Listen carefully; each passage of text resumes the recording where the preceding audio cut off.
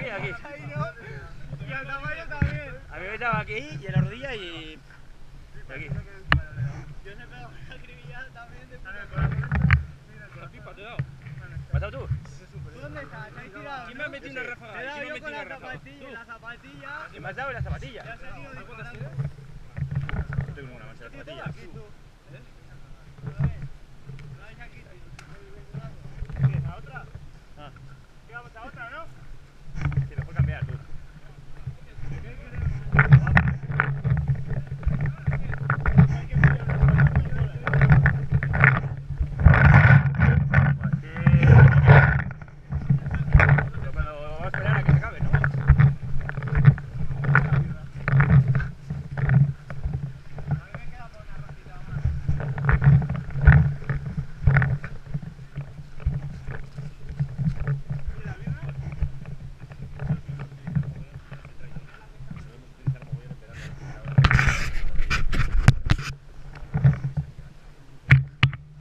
A ver, vamos a hacer una cosa.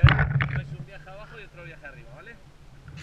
¿Pero qué se supone que...? Dejaré, en vez de empezar desde atrás del todo, bueno, según te puedes empezar de Lo abajo. que salen de abajo no tiene más ventaja. Los que están aquí abajo. Claro. Eso es, vamos, me refiero a que están ahí arriba.